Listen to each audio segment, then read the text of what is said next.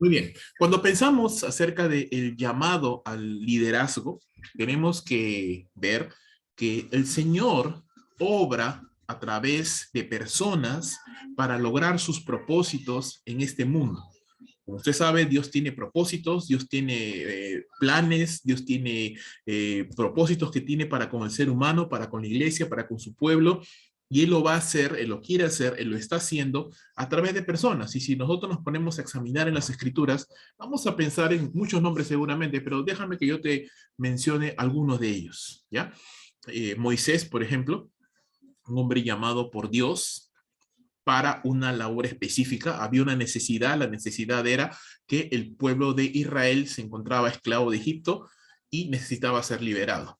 Dios usó a este hombre justamente para esa tarea. Siguiente necesidad que podemos ver, o siguiente hombre el cual podemos pensar, es Josué. ¿Cuál es la necesidad ahora? La necesidad ya no es que el pueblo era esclavo, el pueblo ya era libre, pero Moisés estaba a punto de morir. Ya no podía seguir liderando al pueblo de Dios. Necesitaba el pueblo otro líder, otro hombre que se levantara para seguir guiando al pueblo y llevarlo hacia la tierra prometida. ¿Quién fue ese hombre? Josué. Dios usó, llamó y usó a ese hombre para poder entrar, para poder llevar al pueblo de Dios en la tierra prometida. Otro hombre que nosotros podemos notar, estoy saltándome algunos nombres, ya hay muchos más, pero estoy solamente centrándome en algunos. David. ¿Cuál era la necesidad? Bueno, la necesidad era que el rey que Dios había permitido que se levante como el primer rey de Israel, Saúl, hijo de Cis, de la tribu de Benjamín, era un hombre que no temía al Señor, era un hombre que estaba haciendo las cosas mal y por ende acarreó terribles consecuencias para su propia vida y para todo el pueblo de Israel. Esa era la necesidad. ¿Quién fue el hombre que Dios levantó, que Dios llamó y levantó? David. Dios llamó a un hombre, lo levantó y lo utilizó. ¿Para qué? Para gobernar, para presidir, para reinar en el pueblo de Israel después del descalabro que ocasionó Saúl con su mal gobierno. Otro hombre que podemos pensar, Salomón. ¿Cuál era la necesidad? David ya estaba viejo, David iba a morir ya, y tenía en su corazón construir un templo para el Señor. Era un buen deseo, pero David no lo podía hacer, el Señor no se lo permitió porque había derramado mucha sangre. ¿A quién llamó Dios? A Salomón. Lo llamó, lo levantó y lo utilizó para no solamente propiciar una época de gran prosperidad en Israel, sino también para que pudiera construir el templo del Señor ahí en Jerusalén. Saltamos el Nuevo Testamento. Hay una necesidad. Jesucristo, el Hijo de Dios, ha venido a la tierra, vive una vida perfecta, va a morir en la cruz por los pecados de los hombres.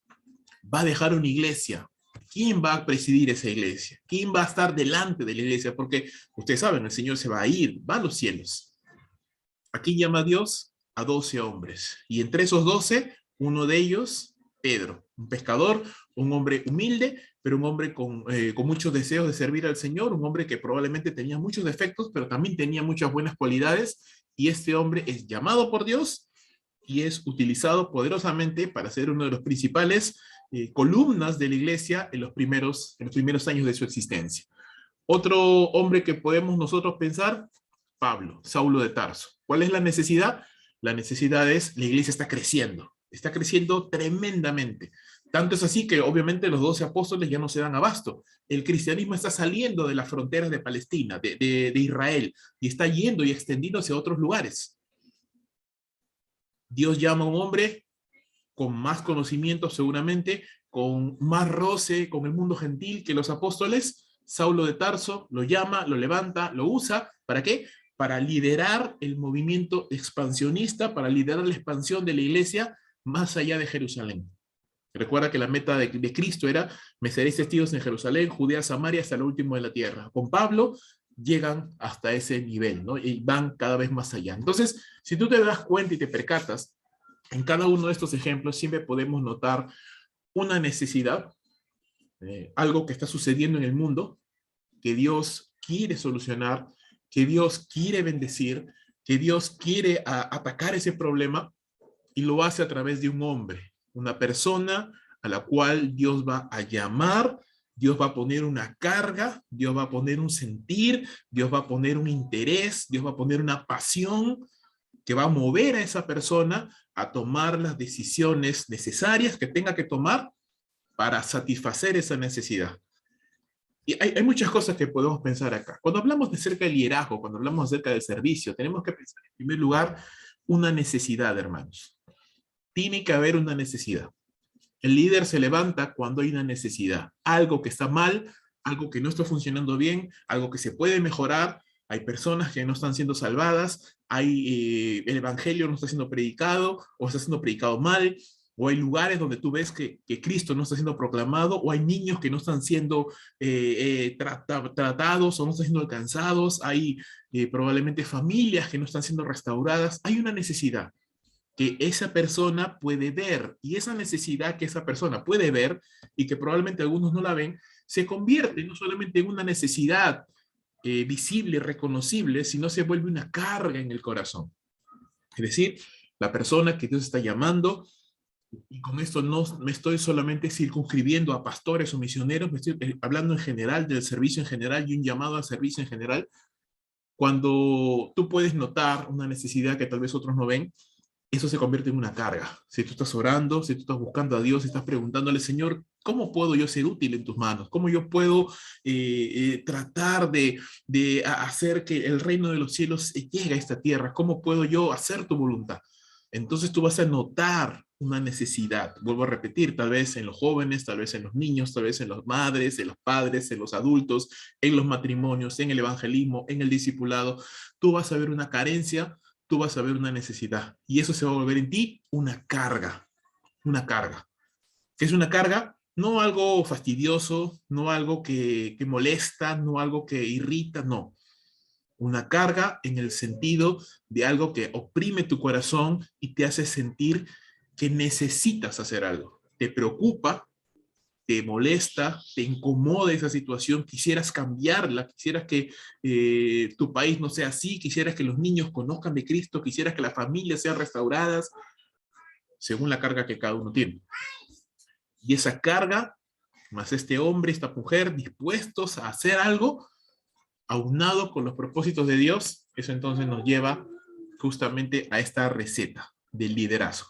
Una necesidad, un hombre, un llamado que Dios está haciendo a esta persona para que pueda cumplir los propósitos de Dios. Acá el Señor nos ha llamado, el Señor nos ha llamado a muchas cosas: a ser salvos, a ser hijos de Dios, siendo hijos de Dios, a ser santos, a vivir en santidad. Viviendo en santidad nos ha llamado a tener comunión con Él constantemente por medio de la oración, por medio de la palabra, por medio del servicio, por medio de la comunión con nuestros hermanos. También Dios nos está llamando a vivir en libertad, ¿sí? A vivir en la libertad con la que Cristo nos hizo libres, y esa libertad no debe ser, dice Pablo claramente en Gálatas, ocasión para vivir en la carne, sino debe ser ocasión para servir al Señor, para amar a Dios, para amar a mis hermanos. De esa libertad estamos hablando. Es una libertad dirigida, es una libertad con sentido, con propósito. El cristiano no vive simplemente sobreviviendo, el cristiano vive mirando más allá del sol, el cristiano vive una vida con propósito, sabiendo hacia dónde está apuntando y sabiendo que las cosas que está haciendo tienen un norte, tienen un objetivo, hacia un lugar está apuntando, está yendo. También Dios nos llama a vivir en paz los unos con los otros, nos llama también a padecer, padecimientos, valga la redundancia, por causa del Evangelio de Cristo. Y entre muchas otras cosas, también el Señor nos llama a servirle. También el Señor nos llama a que podamos echar mano de nuestros dones y talentos espirituales para poder avanzar la obra de Dios, para poder extender el Evangelio, para que la obra del Señor sea fortalecida, para que crezca, para que los hermanos sean edificados, o para que nuevos creyentes lleguen a los pies de Cristo. En muchas formas y de muchas maneras el Señor nos está llamando a todos nosotros, hermano, a usted y a mí, para que podamos servirle al Señor, para que podamos involucrarnos en el servicio y para que podamos involucrarnos en la obra de Dios. Siempre la estrategia del Señor, hermanos, son hombres. Algo que compartía hace unos días atrás cuando estaba en la reunión de ancianos de la iglesia. Pensábamos y meditábamos acerca de un libro que estamos leyendo, y en este libro acerca de los pastores y de los ancianos, el autor, el pastor Miguel Núñez, decía algo muy interesante. Me gustó mucho esta reflexión que él hizo, y él decía, cuando Cristo vino a la tierra, ¿verdad? Una de las cosas que hizo, aún más allá de vivir una vida perfecta, sanar enfermos, resucitar muertos y predicar la palabra, una de las cosas que hizo que fue fundamental en el ministerio de Jesús fue formar líderes. Él pasó la noche en vela orando, escogió a 12 hombres de entre todos sus discípulos, a los cuales llamaría apóstoles, y dice la palabra en el Evangelio de Marcos, que él los llamó a sí mismo para que estuvieran con él y para que le acompañaran a predicar a la palabra y hacer la obra de Dios. Es interesante que aún la iglesia no había sido formada. La iglesia se formó mucho después, en Pentecostés. Sin embargo, antes de que la iglesia fuera formada, ya el Señor Jesús estaba formando líderes. Antes de que la iglesia naciera, ya el Señor Jesús había formado líderes. ¿Por qué razón, hermanos? Porque Jesús iba a partir de esta tierra. Él no se iba a quedar. Él iba a estar el tiempo que tuviera que estar y de ahí él iba a ascender a los cielos. ¿Quién iba a hacerse cargo de la obra? ¿Quién iba a recibir a los nuevos creyentes? ¿Quién les iba a discipular? ¿Quién los iba a guiar en el camino del Señor? ¿Quién iba a mirar con visión y estrategia dónde habría de plantarse nuevas obras? ¿Quiénes? El Señor ya no estaría aquí. Tenían que ser los hombres que Dios estaba formando para ser los líderes de la obra del Señor. Hermanos, si la obra hasta el día de hoy ha avanzado y se ha mantenido, por supuesto, es por la gracia de Dios. Pero la gracia de Dios expresada a través de hombres y mujeres que han tenido visión, que han tenido pasión, que han tenido compromiso, que han tomado sobre sus hombros el peso, la carga del ministerio, hablando de un sentido positivo, tomando el peso del ministerio y diciendo, vamos adelante a hacer la obra del Señor. Y ese encargo, hermanos, hemos recibido nosotros ahora. Hemos recibido nosotros ahora. La iglesia tiene que continuar. Es más, nosotros, una vez que hayamos hecho nuestra parte, una vez que hayamos servido a Dios en nuestra generación, tendremos que dejarle la posta a la generación que viene. Y así el evangelio ha perdurado hasta el día de hoy. Por supuesto, por la gracia de Dios, pero pasando de mano en mano, de generación en generación, de persona a persona, que está pasando la antorcha, que está pasando el desafío de la fe a las siguientes generaciones. Entonces, antes de que nosotros podamos pasar la antorcha, antes de que nosotros pasemos el desafío a otros hermanos, nosotros tenemos que servir al Señor en esta generación. Este es nuestro tiempo, esta es nuestra oportunidad, no hay otra, hermanos. No hay otra. Esta es nuestra oportunidad y este es el desafío que usted y yo tenemos para poderle servir como a Dios manda. Algo que quiero enfatizar con respecto al servicio es esto.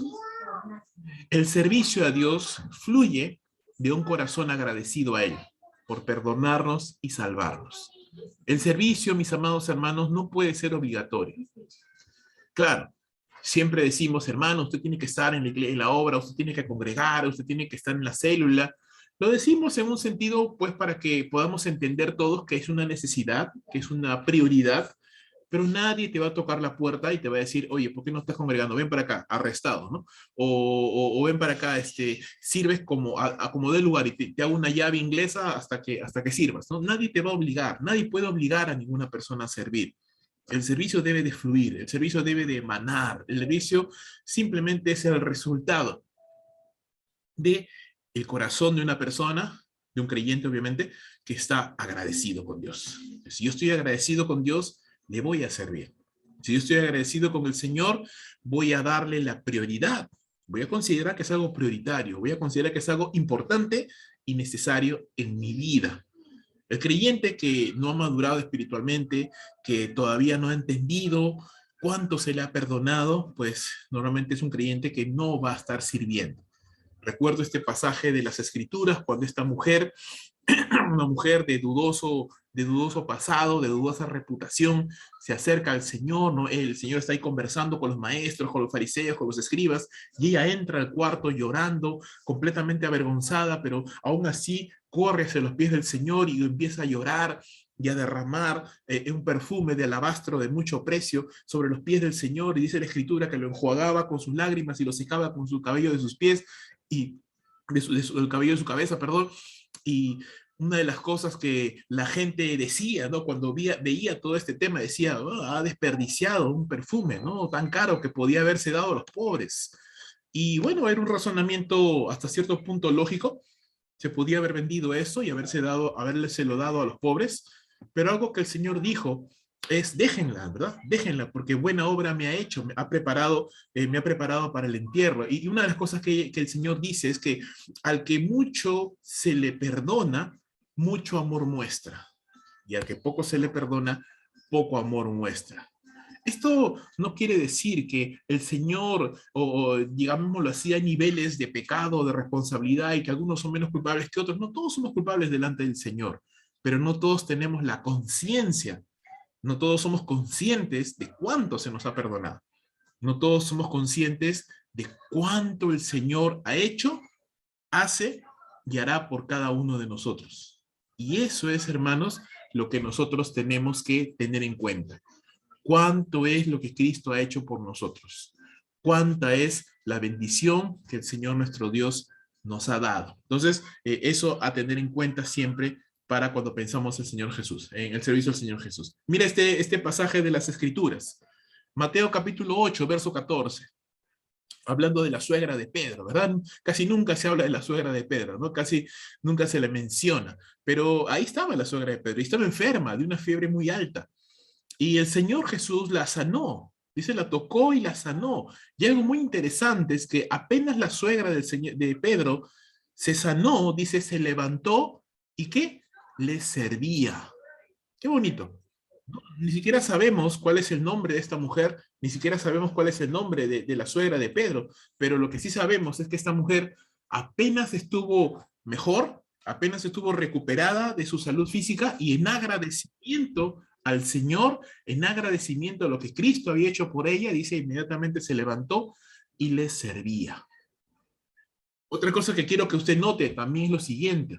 El Señor Jesús le sanó, a pesar de que él no estaba en una campaña evangelística, él no estaba predicando, estaba en la casa de Pedro simplemente, seguramente había ido a la casa de Pedro a descansar un momento, a pasar un rato de confraternidad, de comunión con uno de sus discípulos, de su familia, pero aún ahí, en esa oportunidad, el Señor servía, sanando a esta mujer, y dice que cuando llegó la noche, ¿verdad? Cuando llegó la noche, cuando muchos de nosotros ya estamos con las pilas bajas, y cuando decimos, bueno, ya he hecho lo suficiente en la mañana, ya he servido al Señor, dice la Escritura que cuando llegó la noche, le trajeron a él muchos endemoniados, y con la palabra echó fuera los demonios y sanó a todos los enfermos.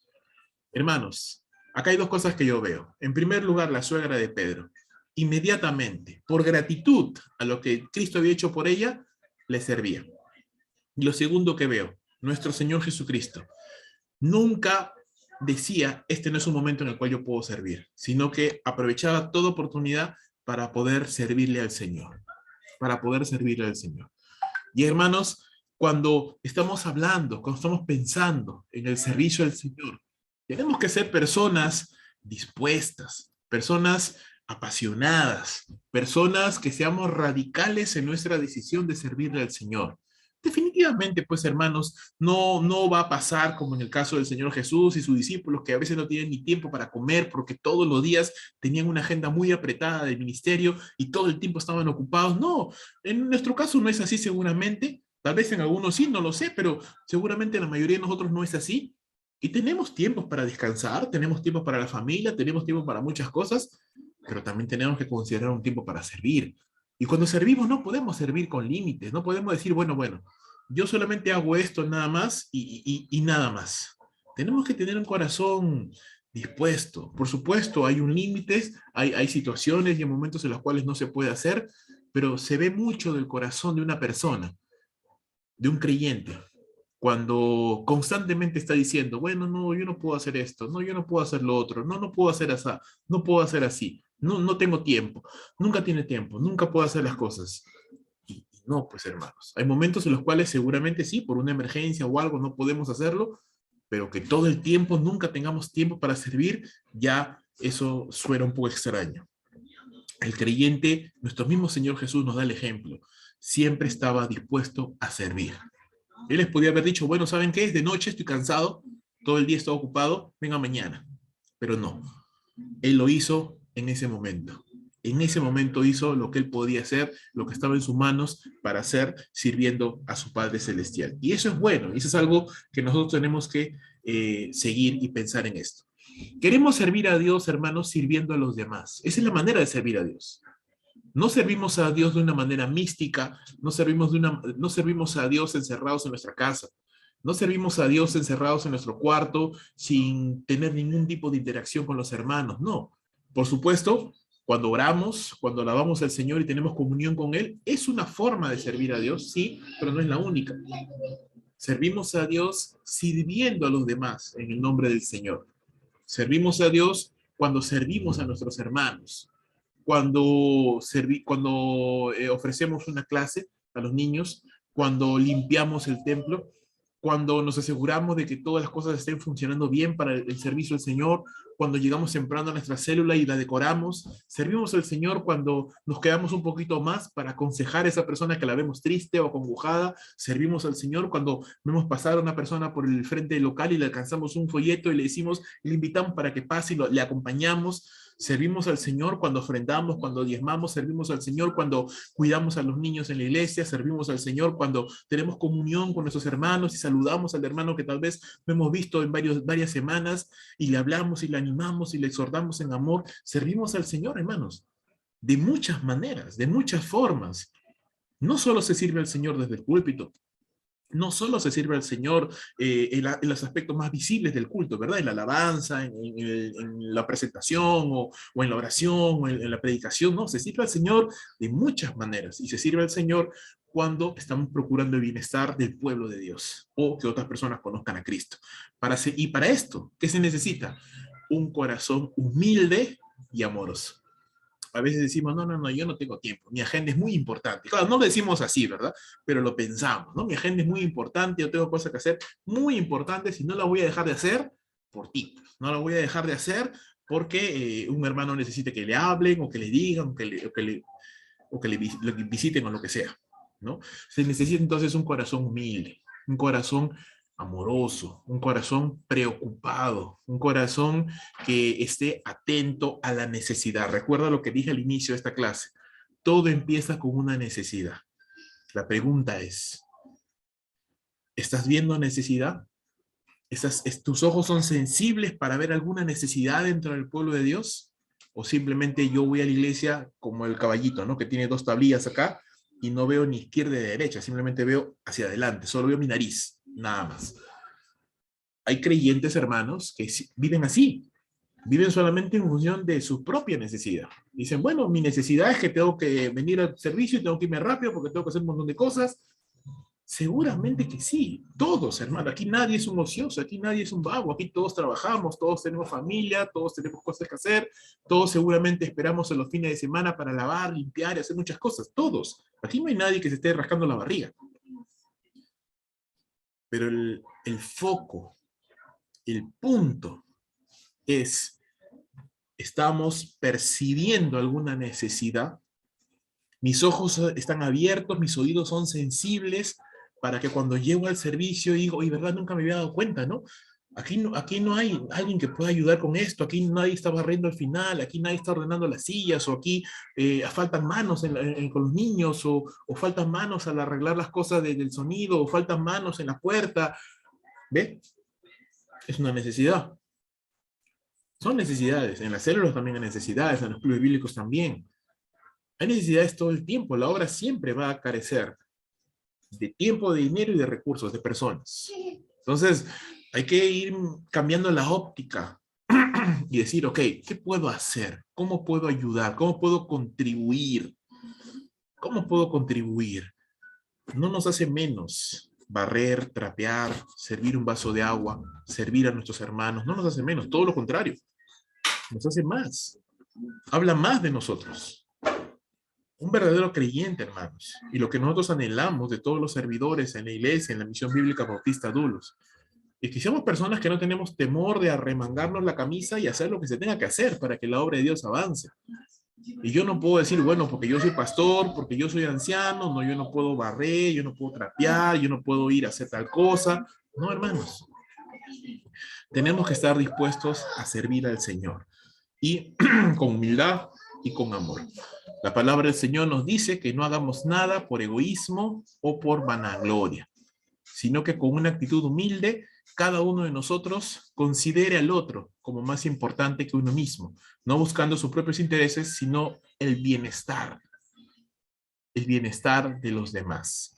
Entonces, hermanos, algo que tenemos que cambiar en nuestra manera de pensar o mejorar o seguir acrecentando es tener una percepción menos egoísta, es decir, menos centrada en nosotros mismos y más centrada en el bienestar de los hermanos, de aquel que recién está llegando o de aquel que no lo ves 2, 3 semanas y de pronto a la cuarta semana aparece y está ahí sentadito y nadie le hace caso, nadie le habla.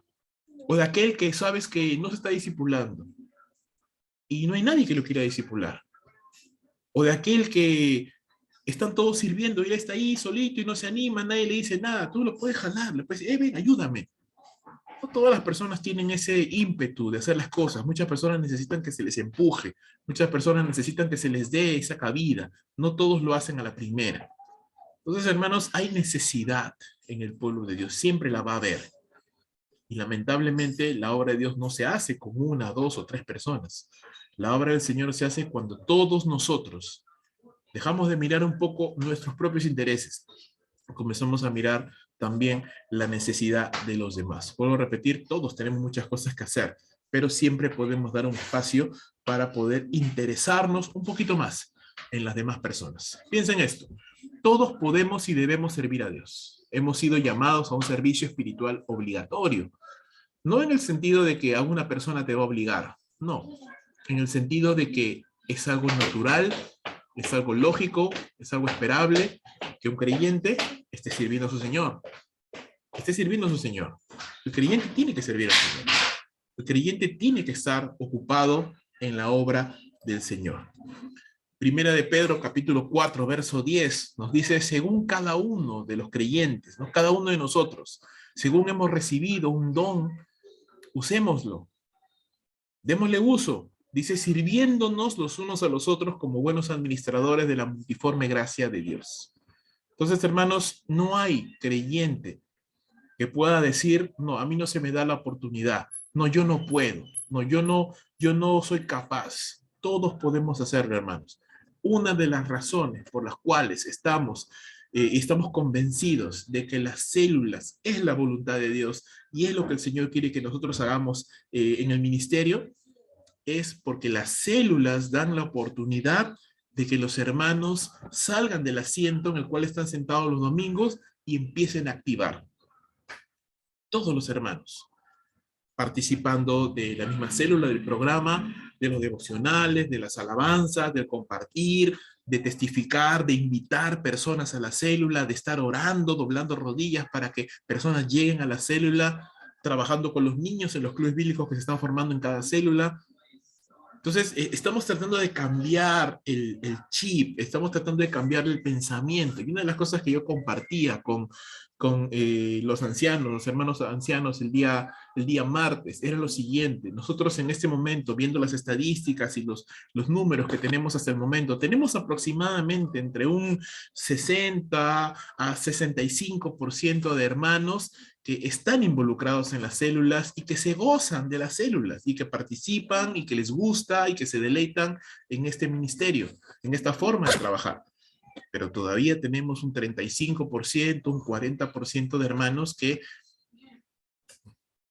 ni les va ni les viene participar de una célula, que no muestran un interés, que no muestran un deseo de participar y son estas personas que no están entendiendo lo importante que es para ellos mismos participar de una célula. Hermanos, no queremos ser una iglesia en la que simplemente hay un pequeño equipo de personas que están trabajando como el chanchito, ¿no? Dando su vida y los demás no. Queremos ser una iglesia en la que todos podemos trabajar como dice la palabra del Señor, lo acabamos de leer hace un momento, cada uno, no dice algunos, dice cada uno. Cada uno de los hermanos ha recibido un don, un regalo de parte de Dios, una capacidad espiritual que otros no tienen.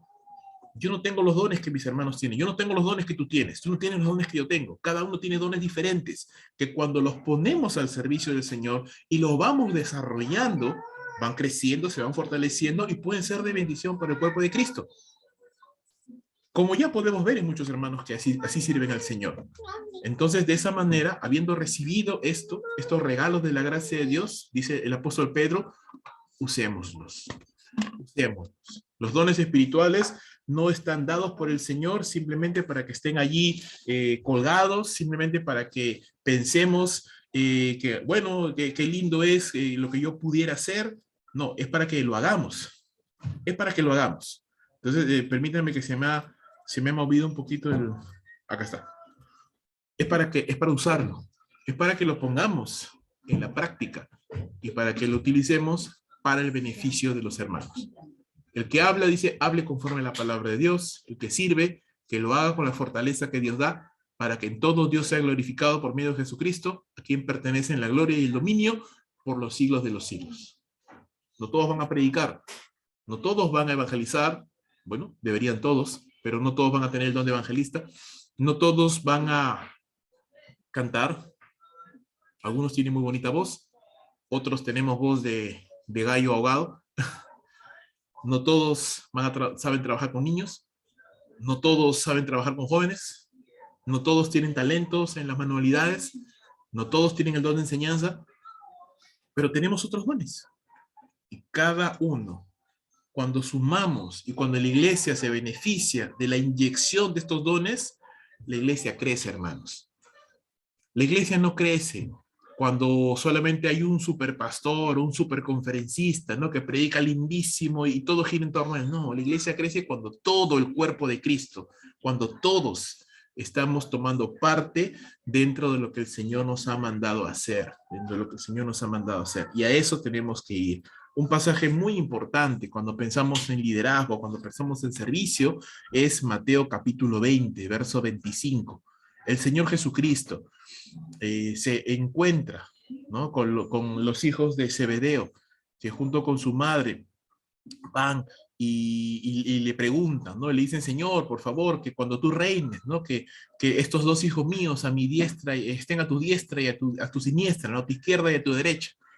Y el Señor les dice, bueno, eso no es mío darlo, ¿no? Eso no está en mi potestad poderlo dar, sino en la potestad del Padre. Y una vez terminado de haberles dicho eso, él dice estas palabras. Entonces Jesús, llamándolos, dijo, sabéis que los gobernantes de las naciones se enseñorean de ellos, y los que son grandes ejercen sobre ellas potestad. El paradigma del liderazgo en el mundo es simplemente personas aprovechándose de poder, aprovechándose de autoridad, aprovechándose de su posición para beneficio personal. Es lo que, por ejemplo, muchas veces se ha dicho con respecto no solo a este gobierno, pero con respecto a los gobiernos anteriores también, la corrupción, ¿verdad? La clase política que muchas veces utiliza los beneficios que les da su posición para, ¿qué? Para su beneficio personal, no para el beneficio de las personas a las cuales se supone que tienen que beneficiar. Ese es el esquema del mundo, así funciona el mundo. El que es jefe, el que está arriba, abusa de los demás. Les paga lo que quiere a los demás, les paga cuando quiere, los hace trabajar hasta el cansancio, hasta el agotamiento, y todos los beneficios son para esa persona. Tiraniza, abusa, ¿verdad? De su posición, de su poder, de su autoridad. Ese es el esquema del mundo. Así funciona el ser humano pecaminoso, lejos de Dios. Pero, dice Jesús, más entre vosotros no será así, sino que el que quiera hacerse grande, dice, entre vosotros será vuestro servidor, y el que quiera ser el primero entre vosotros será vuestro siervo. El esquema de liderazgo bíblico es completamente diferente.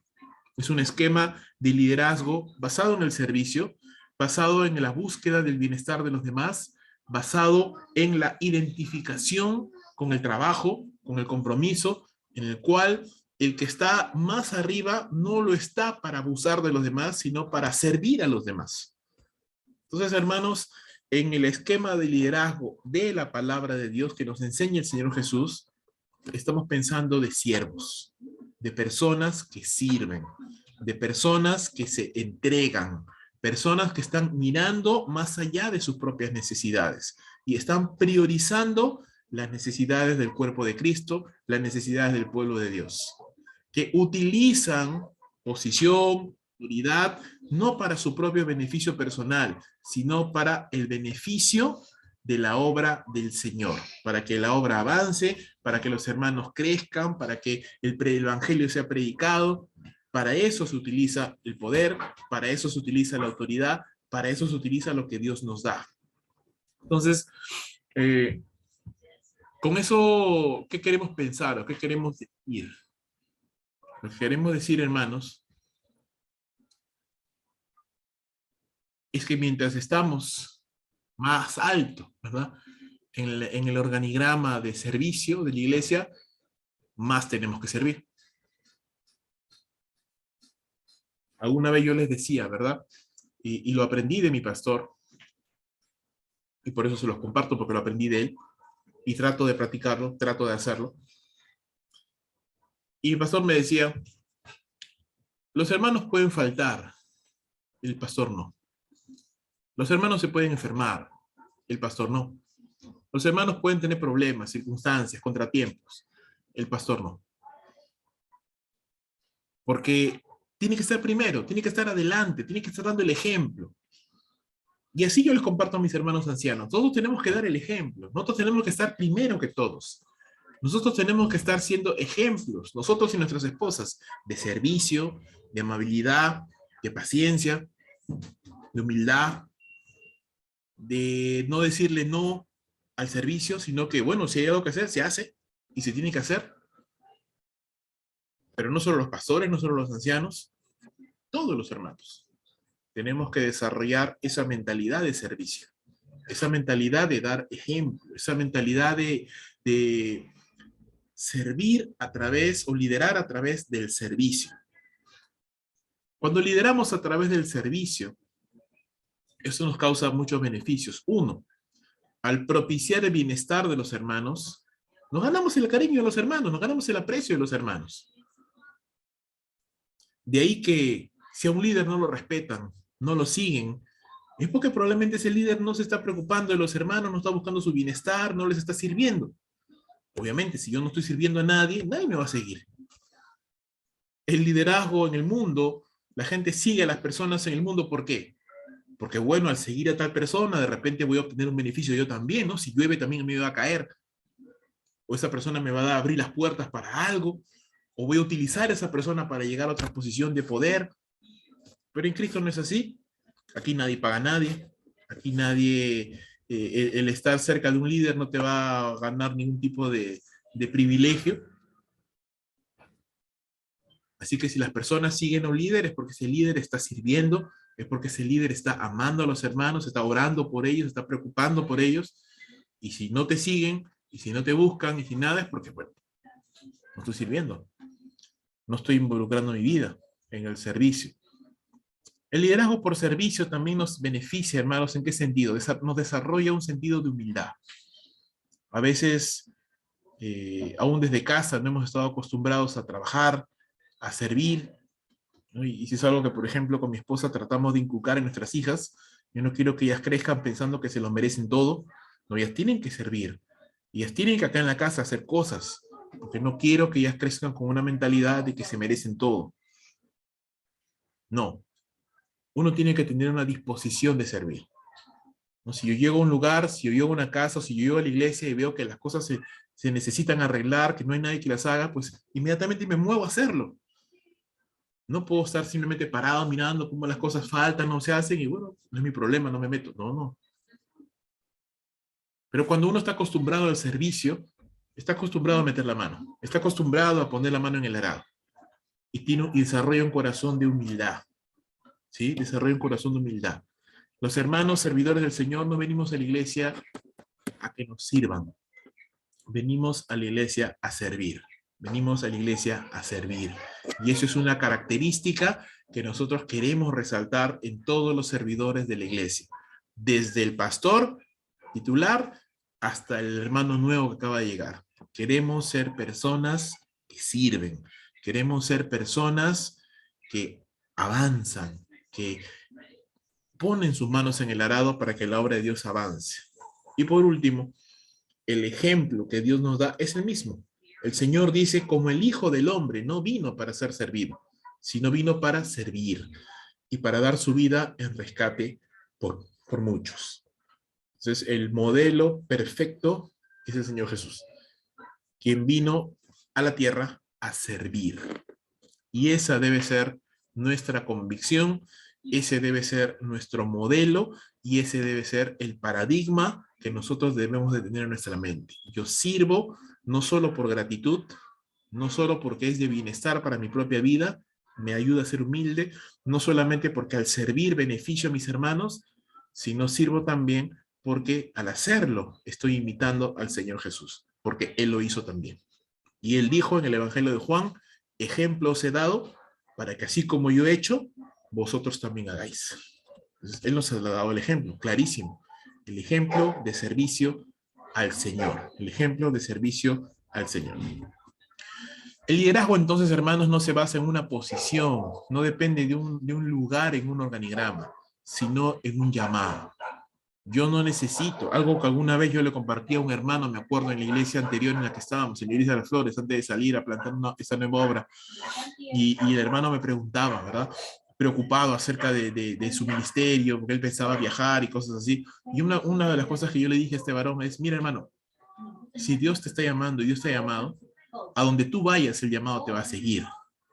No se trata de la iglesia en la que estás, no se trata del lugar en donde te encuentras. Donde tú estás, tu corazón está contigo, lo que tú amas está contigo, tu pasión está contigo, tu convicción está contigo, donde tú vayas. Porque no somos de las personas que en un lugar somos de una manera y en otro lugar somos de otra. No, eso ya estaría mal. No, nosotros somos las personas que somos tan iguales en un lugar o en otro lugar. Yo sé que hay personas que tal vez delante de algunas personas o en algunas circunstancias son más activos, son más serviciales, son más amables, pero delante de otras ya no tienen la misma pasión, ya no tienen la misma paciencia, ya no tienen el mismo ímpetu. Bueno, el Señor juzgará, pero no pensamos de esto. Hablamos de personas que son iguales siempre y son serviciales delante del pastor como delante de cualquier hermano nuevo. Hermanos que son amables delante del pastor como delante de cualquier hermano.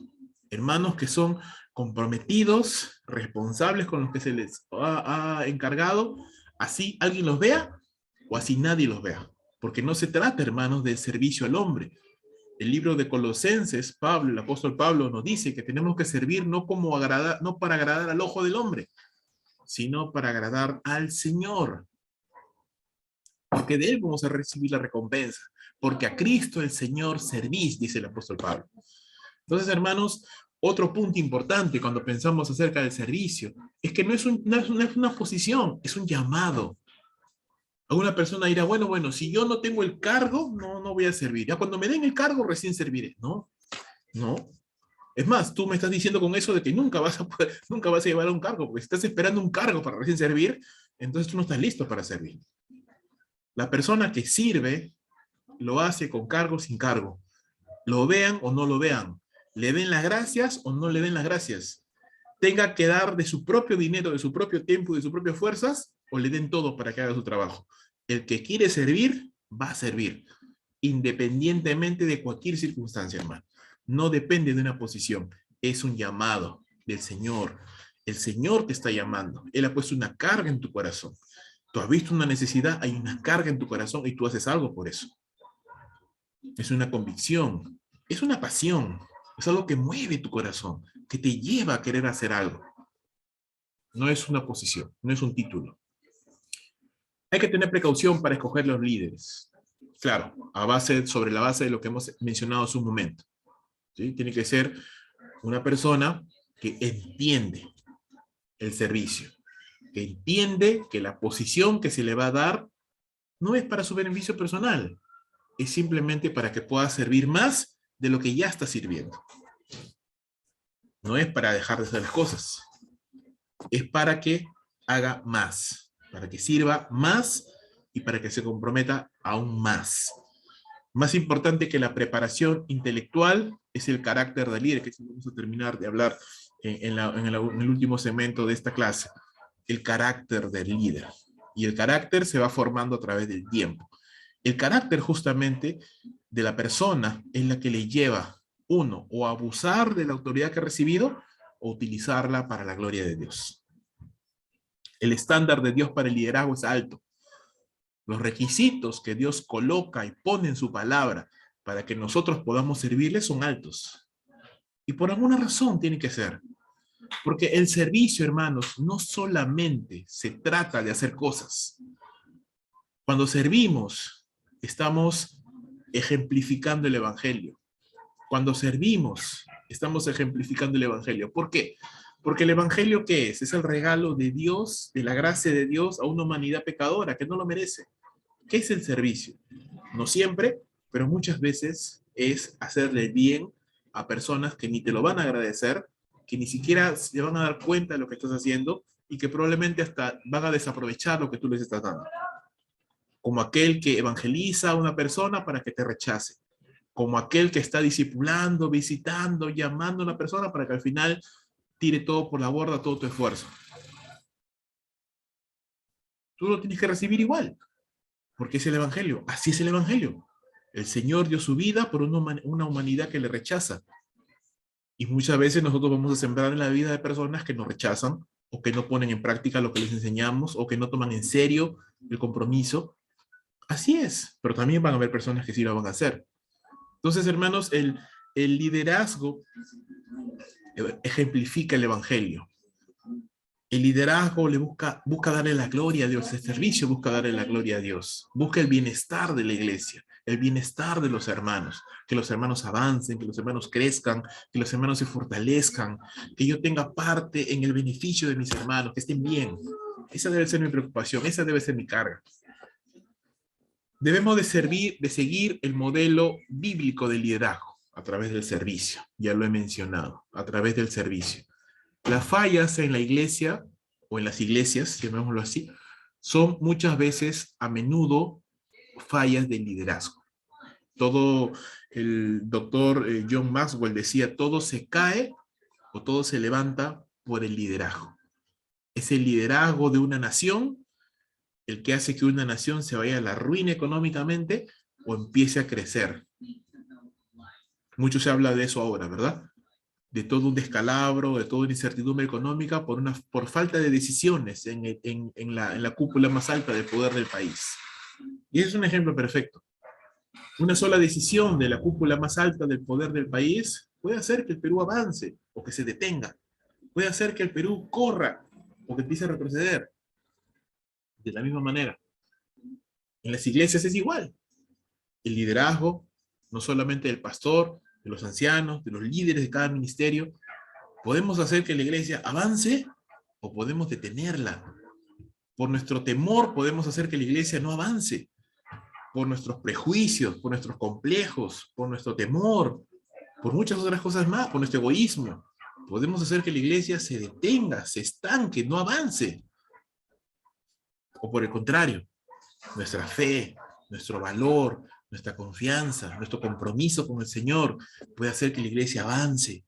Entonces, mi amado hermano, te invito. Yo sé que muchos de los que están acá ya lo están haciendo, pero te invito, los invito a todos. Caminemos juntos y llevemos a la iglesia adelante. No detengamos la obra de Dios. No retengamos la obra de Dios. La obra de Dios tiene que avanzar, tiene que crecer, tiene que fortalecerse. Y está en nuestras manos, es nuestra generación. Nosotros somos los que estamos en este momento al frente. Es nuestra responsabilidad y de nosotros va a depender, en cierto sentido, por supuesto, siempre está la soberanía de Dios, pero va a depender de nosotros el poder avanzar. Cuando hay fallas, cuando hay falta de comprensión, cuando no pensamos igual en cuanto a cómo deben de hacerse las cosas en el ministerio, es donde empiezan los problemas. Por eso, y una de esas razones es por las cuales estamos haciendo esta capacitación. Porque queremos, hermanos, que todos los que están sirviendo al Señor tengamos la misma idea. Estemos de acuerdo en las cosas a las cuales estamos llegando, cómo lo estamos haciendo y hacia dónde nos estamos dirigiendo. Dios sigue llamando hombres hasta el día de hoy y lo seguirá haciendo mientras haya necesidad, mientras la obra de Dios continúe aquí en la tierra, pues va a seguir Dios levantando más personas para poder llevar adelante la obra del Señor.